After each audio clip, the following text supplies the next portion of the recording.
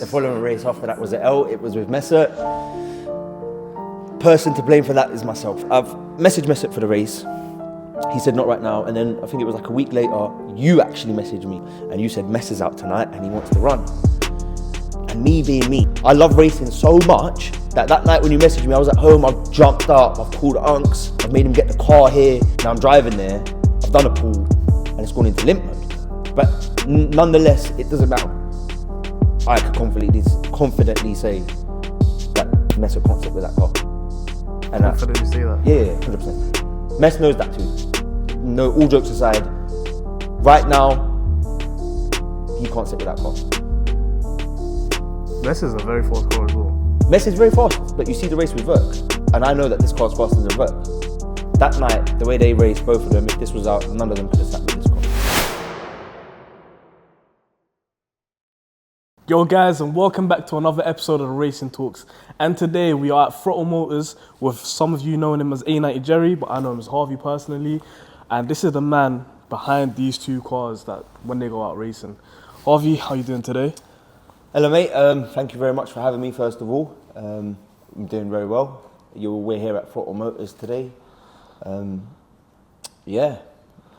So I'm gonna go straight into it. Let's get in it. What made you get into cars in the first place? Bro, I've been into cars since I was a kid. Going back to when I was real young, probably like 3 or 4 years old. Obviously toy cars, scale electrics, then video games. I used to play Gran Turismo. I don't know if some of you remember, you used to have to do a license on there. Do you remember that? Yeah. You used to have to do a license on Gran Turismo where you obviously get your level up and that.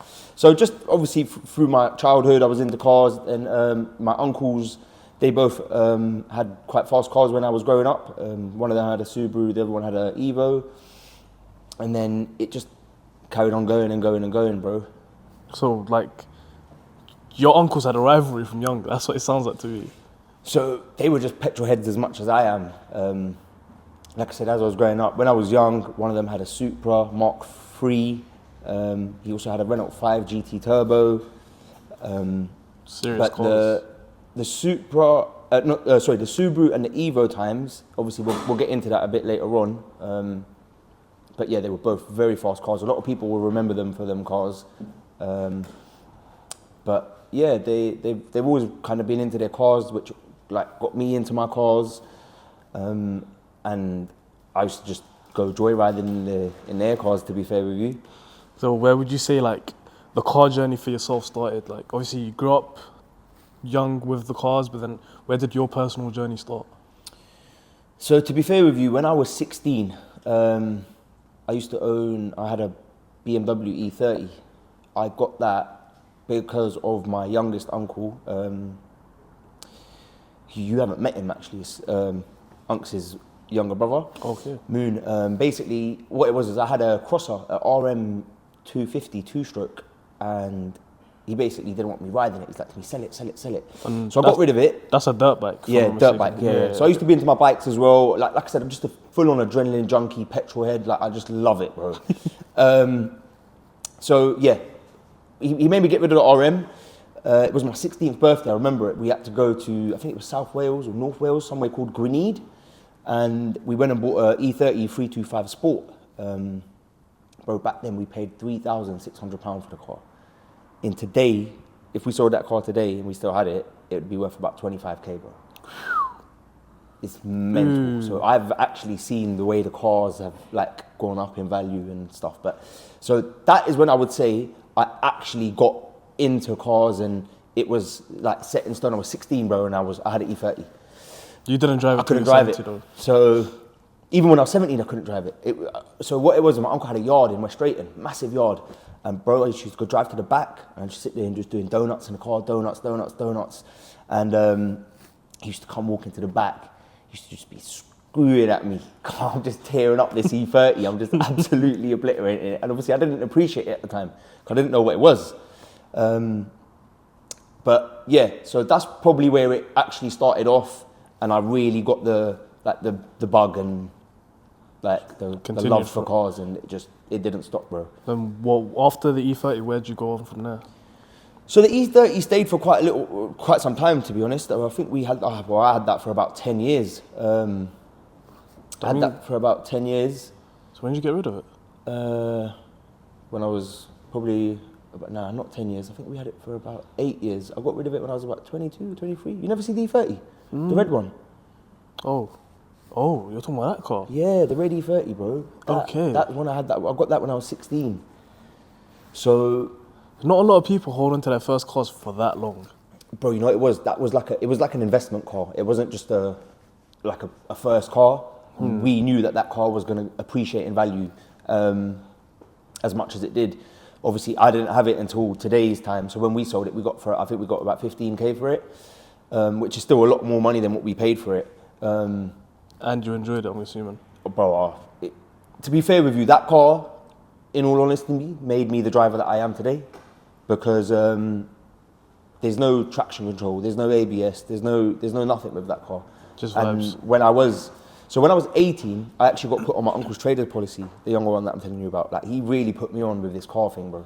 So I got put on his trader's policy when I was 18, and I was just on an absolute jolly up. When I tell you I was on a jolly up, I was on a jolly up. So at that time we had the E30, he had the Scooby that I'm talking about. And obviously all these cars went on to the trade. Oh. And then by then I passed my license, and then he put me on the trade. So yeah, I was just on a jolly up. But my first actual car was a... I'm gonna have to pause you for a second. Guys, a jolly up is like, best way to describe it is just having vibes. Just street vibes. Can we add videos in here? Yeah, we can add videos. Cool. I'm gonna give them a video to add in, and you'll see what I was on when I was younger. Yeah, like when he says he's a driver, like, I don't say this often, but he can really, really drive. Like, really drive. Otherwise, I don't think we'd be here today. That goes for both of us. But yes. Yeah, we can't really talk about them stuff too much. But I'll give them guys a video to put in. You'll have a little idea of what I used to get up to. That was outside my house at like 4 in the morning. You probably know what video I'm talking about.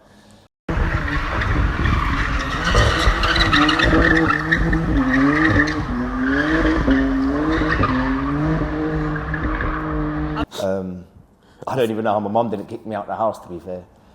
But yeah, first car was Mark IV Golf, 1.4 petrol. Obviously, that's all I could actually get insured on. This was before the trade policy, so I'm going back to when I was 17 and I'd literally just passed.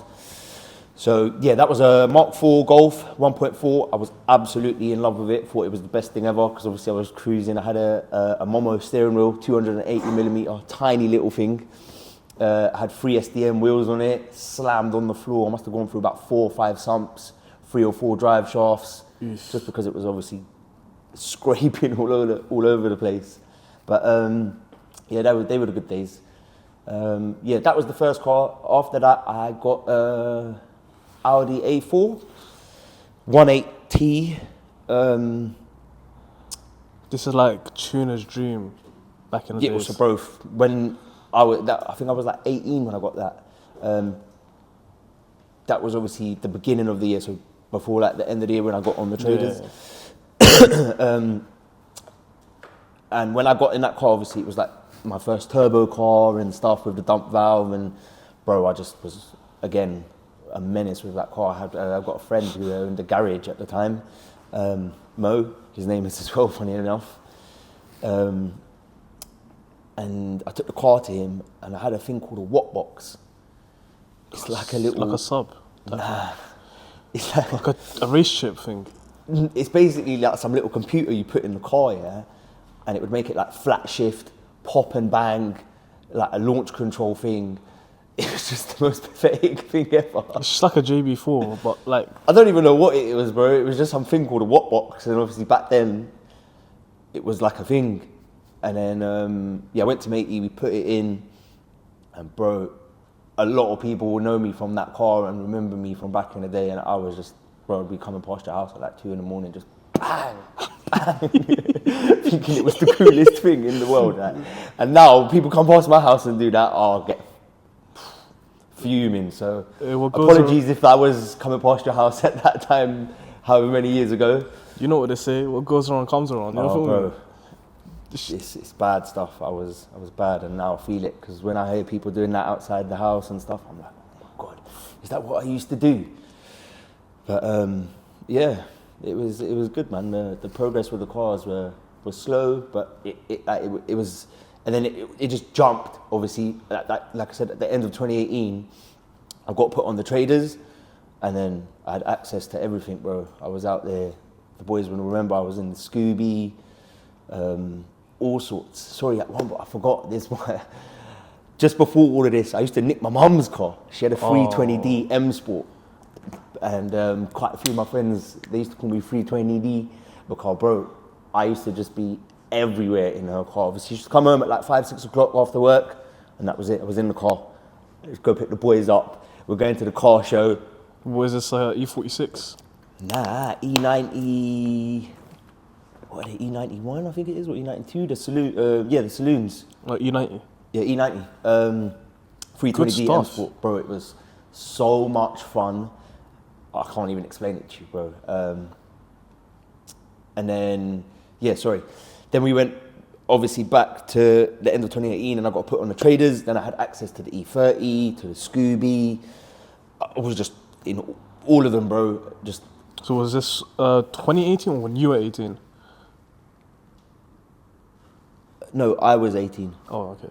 When I was 18, so like at the end of the year when I was 18. Sorry, I keep saying, I don't know if I've said 2018 a couple of times. You said it like 3 times, bro. I'm here like. Sorry. So when I was 18, but like towards the end of the year, is when I got put on the trade policy. To be fair, when did I pass my test? All of this was probably happening in like 2014, 2015, because I passed my test in 2013. It's about 10 years ago now. Yeah, about 10 years ago. No, more than 10 years ago, no? No, it's 2024. Oh, yeah. Just about. Yeah, so that's when obviously I got put on the traders and I got access to everything. And yeah, like I said, bro, I blew up the Subaru about 3 or 4 times. Chocolate engine, man. Was that the engine's fault or your fault? We still got the Scooby. We actually still got the Scooby. One of my other uncles actually owns it now, Sonny. Oh. You see it last night outside the white one? Yeah, that's the Scooby, bro. I don't know if I blame the car or blame you. Nah, bro, Scooby engine's bad. Bad. Like, they are so bad. I hear it still. Now, they are notorious for breaking them and the Evos, but... Evos ain't that bad, to be fair. They obviously, they're not the best things in the world, but they're not as bad as Scoobies. Scooby engines are real bad, bro. Like, bad. And after, like, the Scooby and... When did you start going into, like, modern performance? Yeah. So, I remember the first time I ever drove a DSG car. So, obviously, after all of that, Scooby, I got into drifting.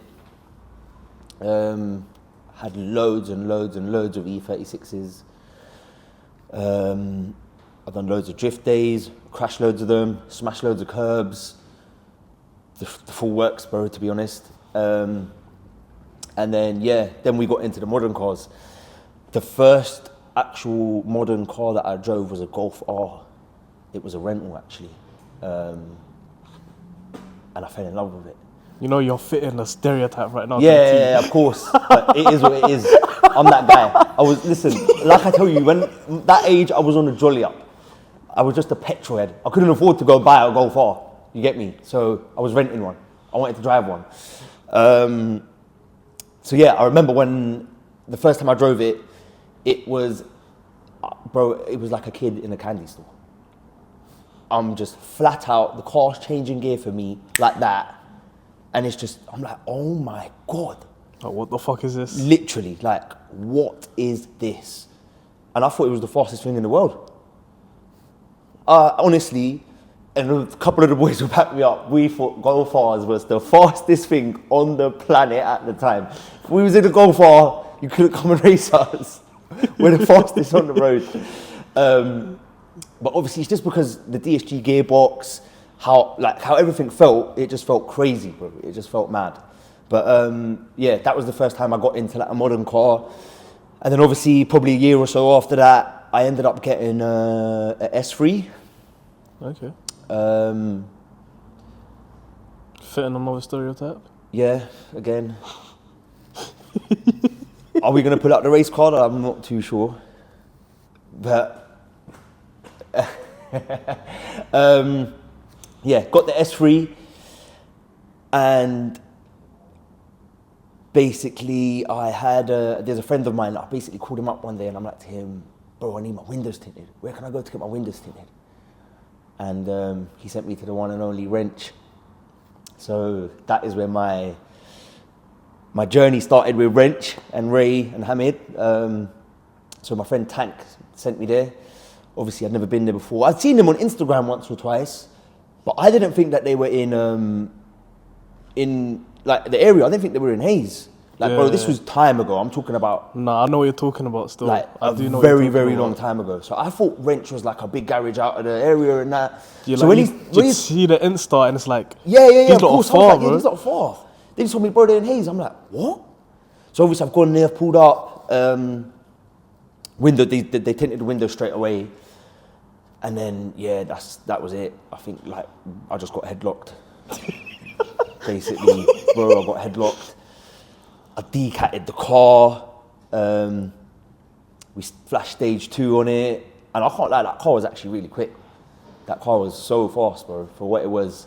I was out giving F10 M5s problems and all sorts. But yeah, that's when the tuning stuff started for me.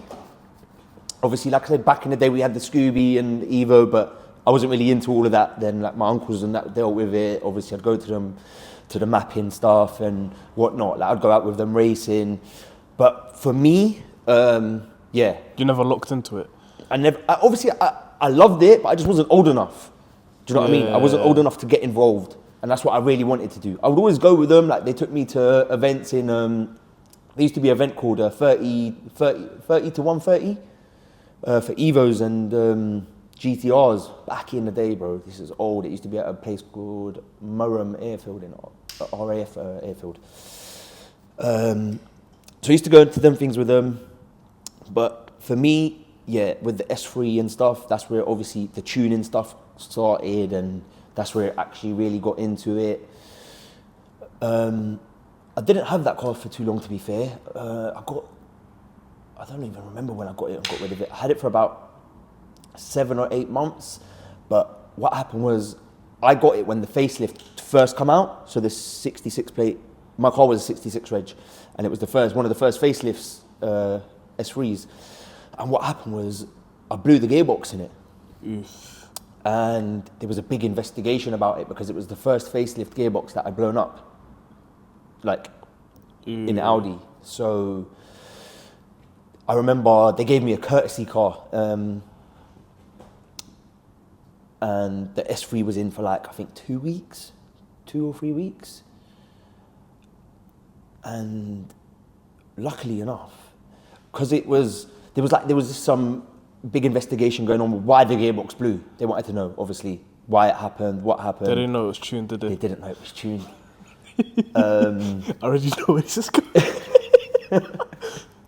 So basically, the car's mad loud as well. I don't know how the techs didn't have a clue. They probably did, to be fair, but they just let it go through. I'm not sure. Either way, I got my car back. Gearbox was fine. Car was still mapped. And I was loving life. It went through under warranty. And I was laughing. And I even sold the car back to Audi as it was. When I sold the car, when I got rid of it, I went back to Audi, but I did have a friend in there at the time. So I've gone back to him, sold him the car, and obviously when they've actually took it back, then they realised that it was tuned and stuff, because the car never went back on the forecourt. It had to go to BCA because they're saying it needed a new ECU, it needed a new exhaust, because obviously we've done all the work to it. So that was the end of the S3, and then I got a 335D X-Drive. Because the F30 shape? Yep. And that also was tuned by Ray.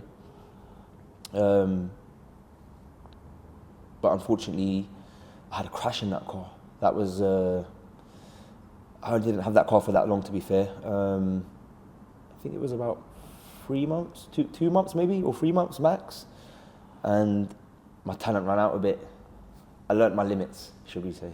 I put it in someone's front garden. Ooh, okay. I didn't expect that. I was thinking yeah, you might it just was have bad. a little... It was bad. It was quite bad. I can't lie. Yeah, put the car in someone's front garden, but learnt from my mistakes, obviously. And yeah, that was kind of where the madness on the road ended for me. And I kind of just, from there, took a step back for a bit. And then obviously that's when everything else started. That's when you like clicked out of the young teenage Yeah. vibe and it's like, I still want to do racing, but I'm going to do it more safely now. Exactly that. Okay, yeah. And I'm guessing that's where the 140 kicked in. So that's where a lot of things come in, really. That's where Throttle come in. Throttle opened. And obviously, Throttle is, for those of you that don't know, so Throttle is owned by my family, basically, my uncles. And when they opened it, we had a big chat. And I basically said to them, look, we're opening a new garage. You guys want to do tuning? The best way for us to get known and make some noise is to get a car and make noise with the car. So that we did. Safe marketing. Yeah. And so what made you guys go with the 140 in the first place? So going back to now, when I was getting my cars tuned from Wrench, Ray, I actually went to an event with them and raced one of their cars for them, their black 140, one of the OG 140s. And back then, I think that was in 2018, wasn't it? Yeah, that's when he got his 140 in 2018. And bro, that car was very fast. I'm not gonna lie. I can imagine. Especially for 2018, it was one of the only 140s that was actually quick. I think another one out there was tuned by them as well. The only other person that was doing B58s then was probably Tom. Do you know what I mean? It was just them two. I think Tom had his 240 then, if I'm not correct. too sure, maybe. But yeah, so that's what really made us get the 140s, because I drove Ray's one, raced it at VMAX. I think in the standing mile, I'd done 183, but obviously there was a limiter in the gearbox, because obviously it was back then, and obviously in the log it was like halfway. So just as soon as I was crossing the half mile, it was hitting that 183 mark in the limiter. So it was just literally staying at 183 the rest of the run. Would you say that was a 200 mile an hour capable car? Probably, yeah.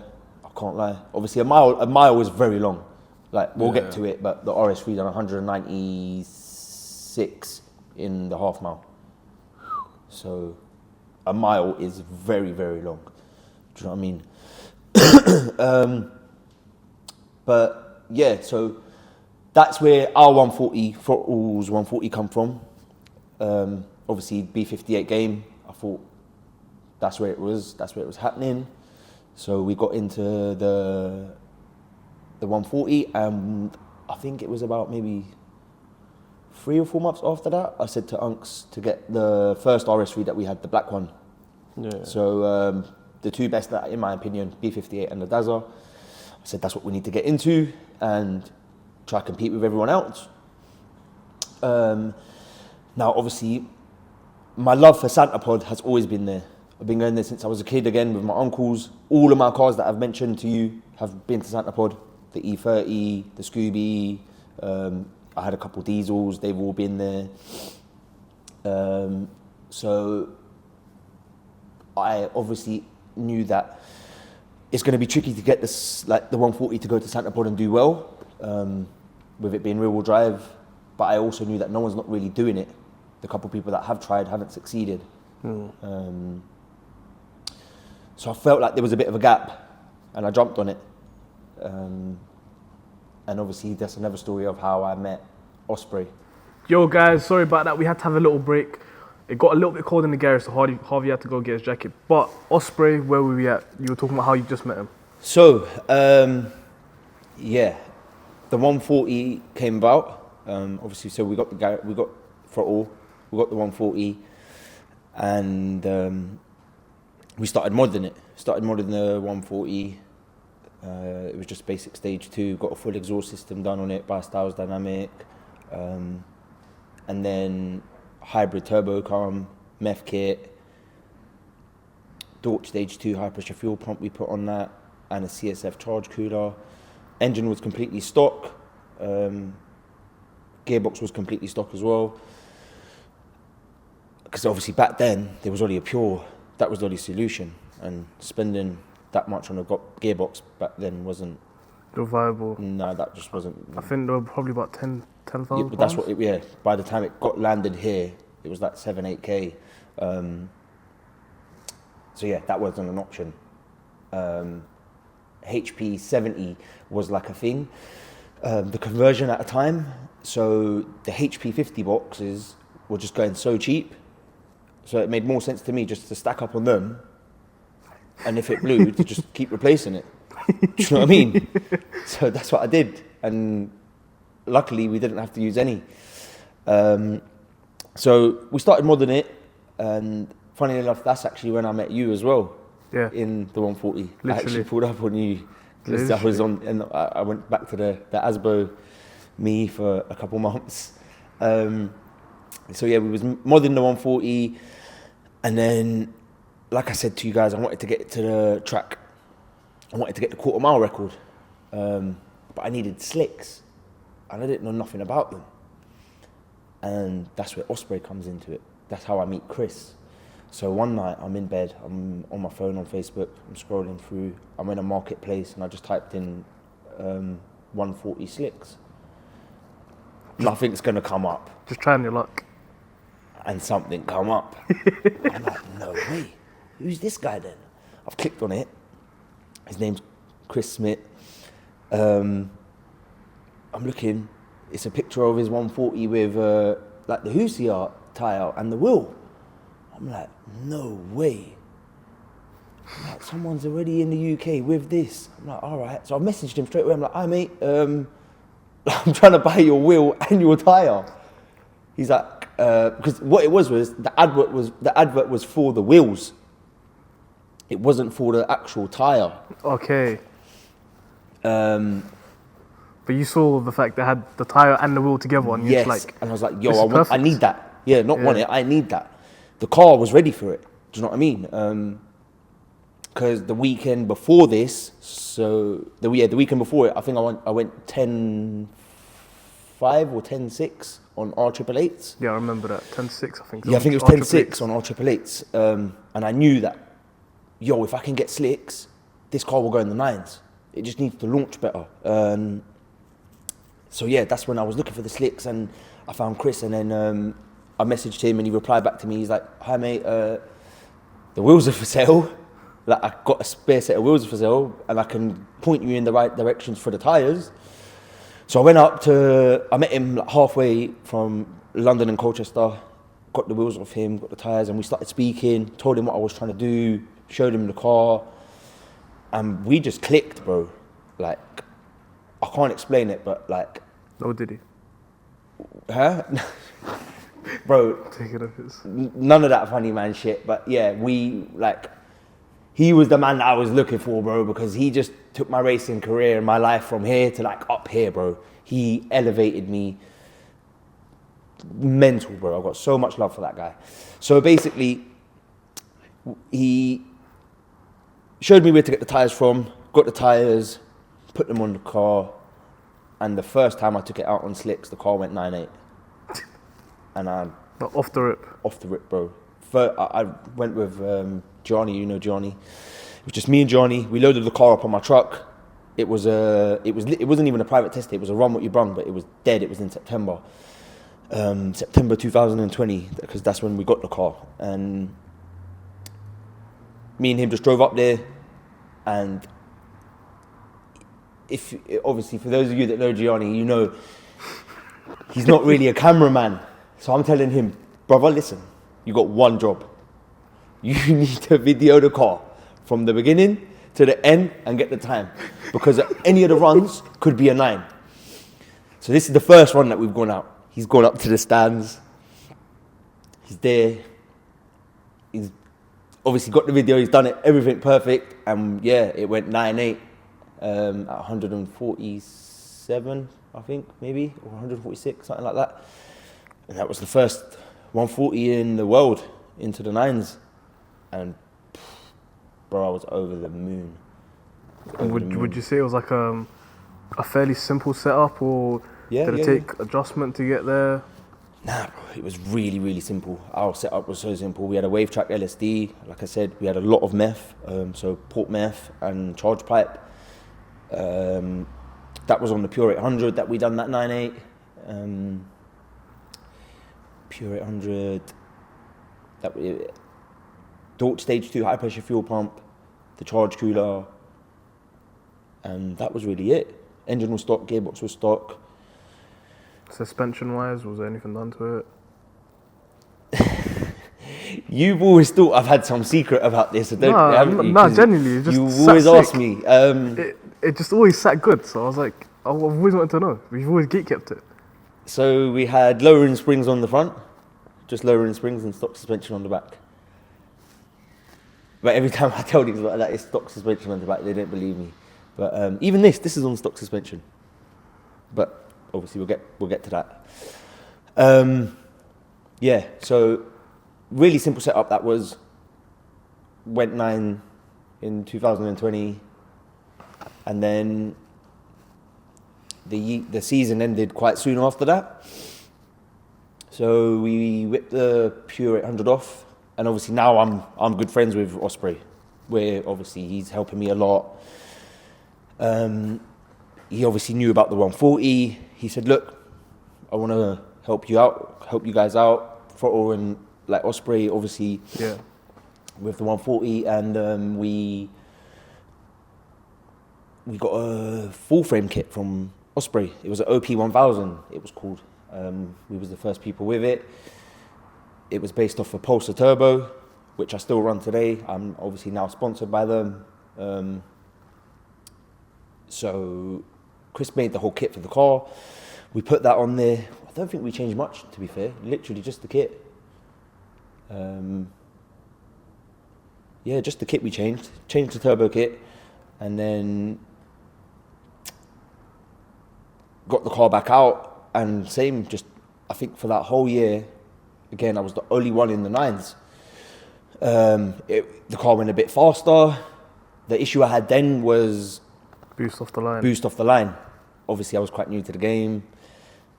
Again, paying however much a higher store was back then wasn't an option. We was thinking about doing NOS, but obviously the engine was stock, so you didn't want to lift the head. It would have just blown up. Yeah. Do you know what I mean? And because we didn't have no plans of forging that engine, I didn't want to do that. But we didn't want to do that, so we really just left it as it was. And like I said, for another whole year, for 2021, again, we was like, I think the only ones that done the 9. I think we got to the end of the year. I think Marky did do 9s at the end of 2021. I'm not sure. But really, it just got a bit boring for me, the 140 and the B58 scene, because it was just me racing, me at pod. There was really no one else. Obviously, Chris had his car. He was racing. But obviously, Chris is family to me. He's no competition. Yeah. So then we decided to get rid of the 140 because obviously it just didn't really make sense. And then we gave a lot more time, effort, and money to the RS3. But that was obviously the black one before this one. Even out of all the cars, I think the RS3s have been the scariest that have come out of Throttle. Yeah, 100%. But I'll be honest, Throttle and the RS3 is a very, very, very slept on subject and like thing as it is. Like these guys have built an absolute weapon. I definitely agree with that. Like, especially this car, guys. I promise you, is one of the fastest cars I've seen in my life. Like, no joke, it's a monster. Bro, it's one of the fastest cars in the UK. Hands down, it's one of the fastest cars in the UK that is actually a street car on the road every day. Obviously, you have very big powered cars in the UK, yeah? Obviously Buzzy, Jurgens, GTR, but them cars, they obviously, they do drive them on the street, yes, I'm not going to take that away from them, but they're not street cars like this. Uncle drives this to the garage every single day. He goes home in it, he comes in it every single day. There's a one story, yeah. Guys, I've just left my house, obviously, like, there's a school down the end of my road. Just driving along, I'm like, oh, that's an RS3. I get close and I'm like, wait, what? It's uncle in an RS3 picking up, like, doing a school run in an RS3, and that's why I was like, okay, you know what? Like, hats off. Like, it's genuine street car. Like, I vouch for that. I see this car every other day, just because we live honestly, in the same area. He picks up the kids and that from school. He picks the little one up from school in the car, bro. Honestly, it is a daily car, bro. It is driven every day, and the only other car I know of what I can think of, like at the same caliber of like power level, that is driven every other day, or probably there's two, sorry. There's probably Verk, which, because his car is very quick, to be fair, and Rebecca's Porsche. They're the only other two cars that I would say that are driven every day, that are ready to go. Do you know what I mean? Just don't go. Yeah. I haven't seen the other two as much as I've seen this, but this I see like just a random day, just popping off to the shops. Bro, it's there. This car it's on the street. It's driven every day. What kind of setup does it have at the moment? So it is. I don't know how much we can really go into setup on this car. Just a rough idea. Obviously, it's got a full frame turbo, RPC kit. Not going to tell you exactly what turbo it's got, unfortunately. Bro, to be fair with you, this car's got everything. It's got gearbox upgrade with the clutches, DCTs. I think it's what are they called? DCT 1400, HD 1400s, I think they are. It used to be on Cyvex, but it's not no more. It's back on stock ECU, tuned by Darren from Double D Tuning. A lot of you will know him.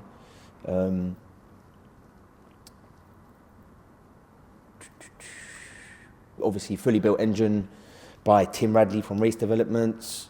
Yeah, that's it really. There's not really much else to it. And just fueling, I guess.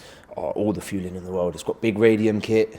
I think it's got 2000cc injectors. 2000? Yeah, 2000cc injectors. Is it running any meth or?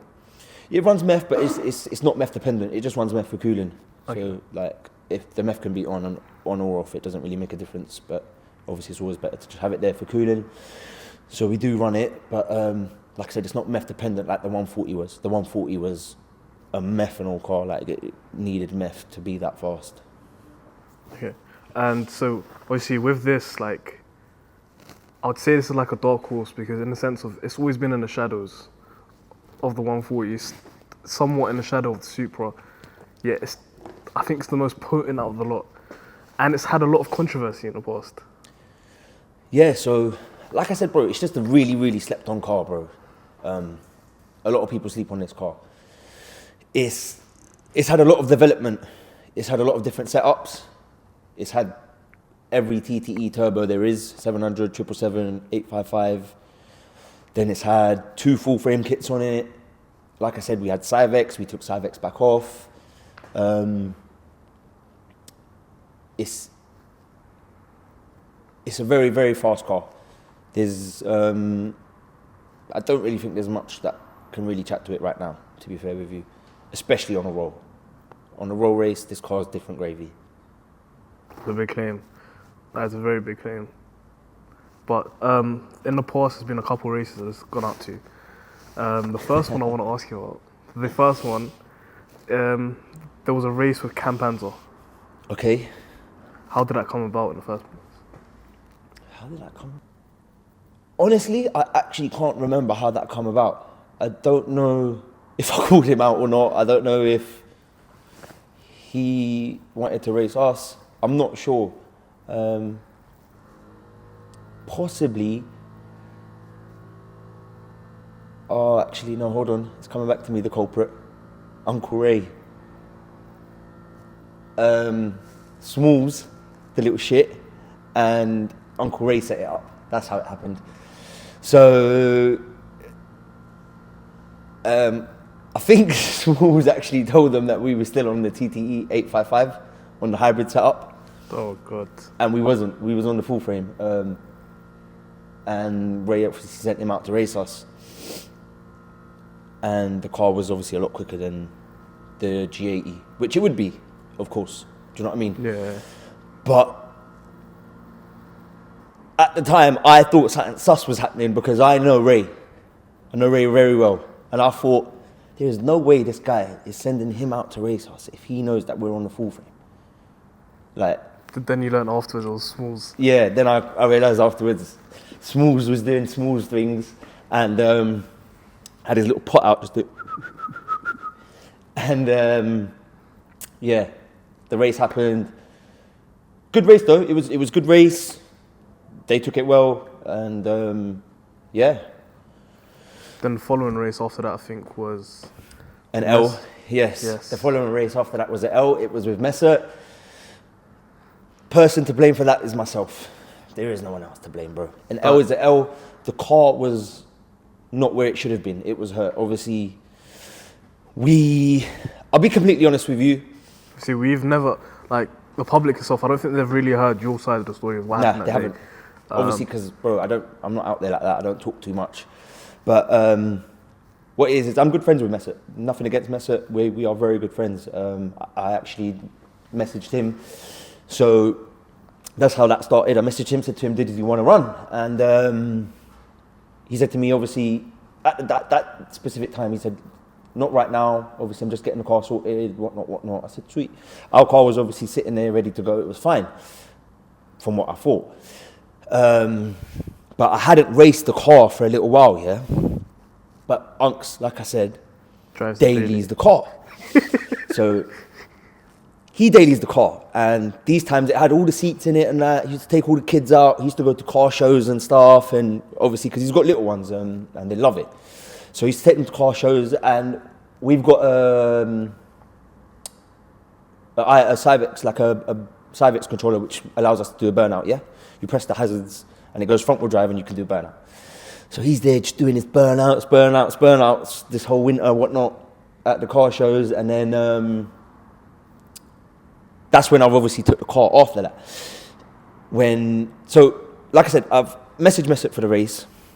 He said, not right now. And then I think it was like a week later, you actually messaged me, if you remember. And you said, Mess is out tonight and he wants to run. And me being me, because this is the thing with me. I don't care if I lose. It doesn't matter. I just want to race. I love racing so much that night when you messaged me, I was at home, I've jumped up, I've called Unks, I've made him get the car here, we've drained the fuel out, we've put the ethanol in. Then we've gone to race, but we didn't test the car until I'm on the way there. Yeah. Now I'm driving there, I've done a pull, and it's gone into limp mode. I've pulled over, turned it off, turned it on, it's come back out, I've done another pull, and it's semi all right, but it's a bit all over the place and stuff, because obviously he's been out doing burnouts in the car. So the tyres are not up to where the tyres wasn't where they should have been. But yeah, there was obviously another issue with the car, because it went into limp, like it kept having it kept going in between. At the actual race, it was going front-wheel drive, four-wheel drive, front-wheel drive. Like there was quite a few faults happening with the car, but I don't know if it was like an electrical thing that was making it do that. But nonetheless, it doesn't matter. Obviously, whatever happened. It's still my fault because I didn't test the car. As a racer, I should have known that, and these things happen. But to be fair with you,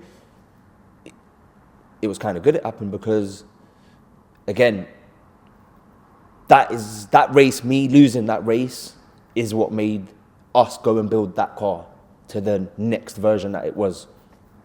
Do you know what I mean?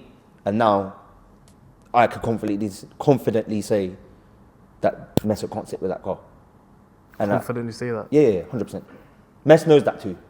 No, all jokes aside, right now, he can't sit with that car. Mess is a very fast car as well. Mess is very fast, but you see the race with Verk. And I know that this car's faster than Verk. So, and I see how close he was with Verk. Do you know what I mean? that night, the way they raced, both of them, if this was out, none of them could have sat with this car. Confidently. So, have you and Verk ever had a race on this? No. What do you think would happen? I wanted to race Verk once, but we was at the race walls, but like, you know how it is at an event, it just gets a bit mad, and I ended up racing Tom on the roll, and it's better than Verk, isn't it? And I beat him. So. But oh, okay. Again, Tom, good friend of mine. He's probably the only person that has actually raced this car. At Officially Gas we raced, and then at Race Wars, he's always up for it. So what happened? I think Officially Gas was this against the 140, right? Yeah, Officially Gas was the RS3 vs the 140. The Rolls, the RS3 won. Like I said, bro, I don't think there's much cars that can race this car from a roll race. What makes you say that? The way the turbo swools and the rolling anti-lag comes in, it literally just catapults the car. Guys, I promise you, not exaggerating. It's like someone goes... It's like a slingshot. Again, we can add the videos in of the races and you can literally see it just slingshot. Because Tom's cars are not slow. You all know this. Do you know what I mean? Both of them cars that we raced, they've both run 2 seconds, 100 to 200. Not that time. This proves that times don't really mean nothing. But yeah, both his cars are very fast cars. But it's the way a car is set up. Do you know what I mean? And a lot of it has to do with the driver. Obviously, you need to know your car. You need to know the gear, where it needs to be, your spool. And like, because obviously if I'm in the wrong rev range or in the wrong gear, the car won't catapult. It won't do it. It's not just doing it because it does it. It's doing it because I know how to make it do it. Yeah. Do you know what I mean? So a lot comes into play. But yeah, like I said, Tom's probably the only person that has actually raced this car, Officially Gassed. He won one of the drags. I won one of the drags, and then the belt snapped on this. But we had I think it's like a plate that sits on the side of the engine. Yeah. And the one that we had was an Irals one, and it was too big. So where it was too thick, it used to rub on the belt when I used to do the roll and anti-lag. And now we've switched it out for, I think it's called Stav Built. It's a guy I don't know, I think he's in America. He's got the silver RS3 with the VR6 engine, billet engine in it. Have you seen that? Oh yeah, I remember seeing that. Yeah, it's him. They built it in a little garage, innit? Yeah, he basically, when he see the Officially Gas video, and he actually messaged Uncle and sent us the plate. And obviously we've put it in, and since then it's never snapped on ever again. So that was the 140 race, and then I think it was a couple of months after that. Race Wars. Was Race Wars event. We went to Race Wars. Actually won that ticket on a giveaway thing from Race Wars from Rick. Big shout out to you, Rick, for that. Shout out to Rick. So took the RS3 to Race Wars. That is at Kendrew Barracks. Really nice runway, I'll be honest. I like that event. I really like the event, to be honest with you. It's probably one of the best events in the UK that I've been to. Been to quite a few runway events, and that is probably the best. We will definitely be going back there again next year. I think that statement there was like, you know when something is the best, but you don't know exactly what's out there, but you know it's the best, so you just say probably the best. Bro, you know what it is? I think it's the best event. I think it's the best as well, to be fair. I no just don't want to upset anyone, do you know what I mean? But the way the whole thing was laid out, the way it was managed, it was really, really good, bro. Like, really good. And it is hard to do race events. It's not easy. Do you know what I mean? No. But yeah, again, that was a really good event. We raced Tom's G80 there. But just again, like, I just think that maybe if he had a bit more time with the car, learning it to roll race it, the outcome might have been different. I'm not sure, because that car is very fast. It makes a lot of power. He ran 8 seconds flat. Do you know what I mean? That's not a joke. He's about to dip into the 7s. Yeah. But just because of how well I know this car and the way it slingshots, he just couldn't close the gap in time. Do you know what I mean? So you've managed to beat Tom's G80 in this, which is, I think, to date, the fastest BMW in the country. Yeah, that's the fastest BMW in Europe, I'm pretty sure. Correct my words. I'm pretty sure Tom's G80 is the fastest fastest BMW in Europe. I don't think there's anything faster than that in Europe. He's, like I said, he's about to dip into the 7s. I believe if he had more time at Pod, he probably would have done it. He's definitely going to do it next year. I know that. And this car has beat that car. Yeah, on the roll. So what does that make this? It's not about what it makes it. It's about, obviously, setup. Do you know what I mean? Like, obviously, I can confidently tell you now that this car hasn't got the capability to go 7s. It needs a lot changed. Do you know what I mean? But again, like I said, I can confidently say there's not many things that can keep up with it on a roll race. So it's all about setup. This will go 7s before that goes 7s. I reckon that's just down to the gearbox, though, no? A lot of it. Aero, gearbox, the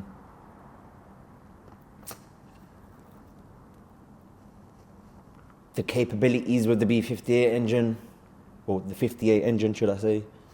Like, Dazzler engines are good, but you have to spend a lot of money on them. Like, a lot of money. It's not cheap. If you don't mind me asking, roughly, what would it cost to get an RS3, so a bone factory Dazzler, to where it is now? So, without, obviously, like, going through the different setups, being just off the rip. honestly, I couldn't say like an exact figure, but it's house money. It's not cheap. House deposit or house? Or like a fine balance of both?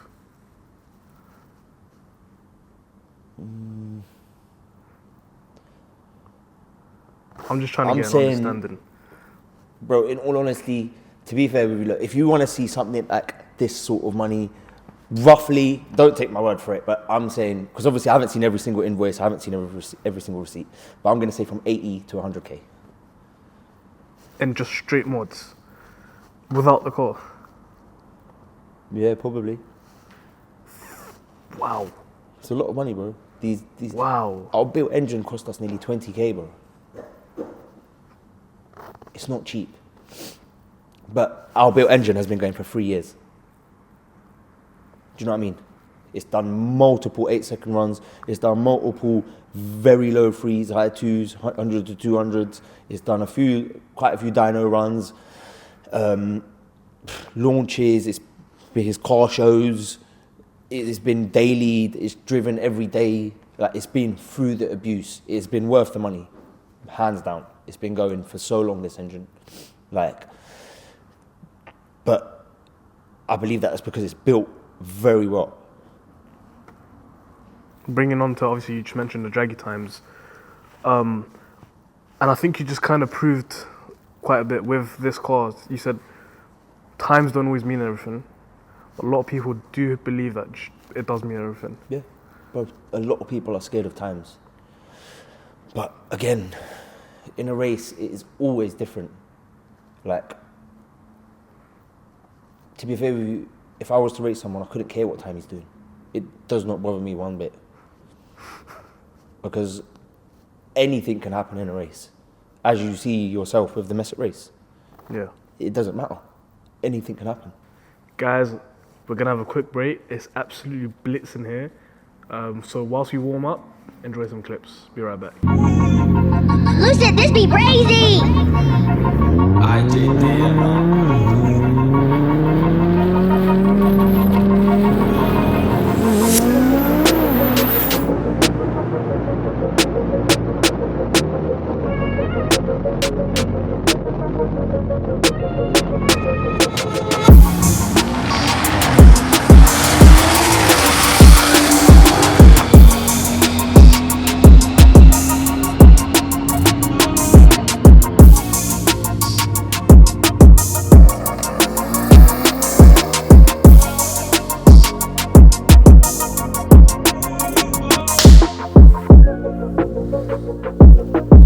I feel like we have covered the majority of the things, but there's still this thing that we haven't even spoken about yet. Yeah, the Supra. What made you buy a Supra? A couple things. One, Smalls had one, and he was embarrassing us.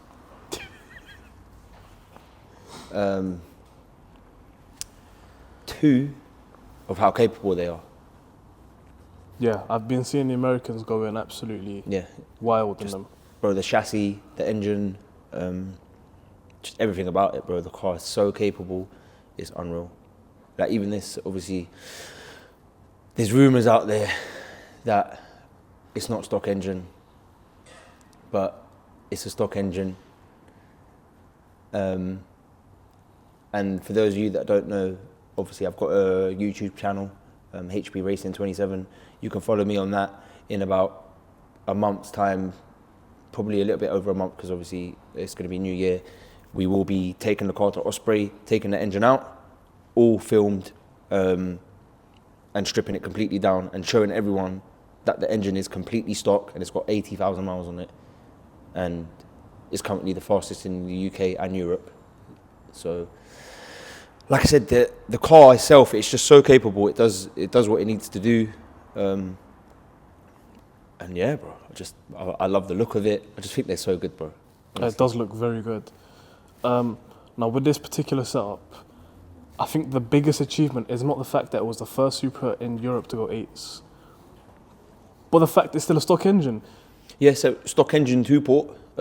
So it's... Did it even change the head? No. We have the engine's never been out the car. It's literally... The only reason it took so long to come out was because I had to strip the car myself, like the interior bits. And while I was stripping, taking the airbags out, I damaged a wire in the car. And that wire that I damaged, obviously you couldn't see it. Yeah. And it had made the car think that it had been in a crash. So it had put me into a limp mode. So when we had the car out at door slammers, obviously that's how it was. It was in limp mode. It was in a hard limp. So on the log, it wouldn't give me more than 4 PSI of boost. The whole way around? Just the whole time. Regardless of what we did. We done everything, we tried everything.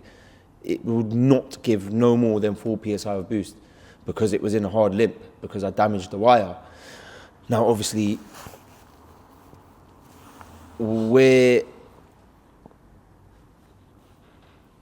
it's a bit hard, like also it's hard to explain. Where I damaged the wire and where I was taking it out, and I'm not too good. Yeah, I didn't realise. So the boys at Osprey are obviously running around like headless chickens trying to find out what the issue with the car is. And luckily enough, Chris got in touch with a coder. I think it's 1769. His Insta is really, really good guy. His name is Paul. And bro, this guy is a wizard. Like when I tell you he's a wizard, bro. This car has, it had every single light on in the dash, because I've got nothing in it. I've got no seat belts, I've got no airbags, I've got no nothing. I took everything out of it. Sorry, so all of that had to be coded out. And this guy literally turned a stock ECU into a race car ECU. It's made it believe that it's got nothing. Do you know what I mean? That takes a lot of work. Bro, it literally took about a week and a half, maybe 2 weeks of coding. It was a very long process. It was longer to find him, and he also had to go through, a week of it was finding the fault with the wire.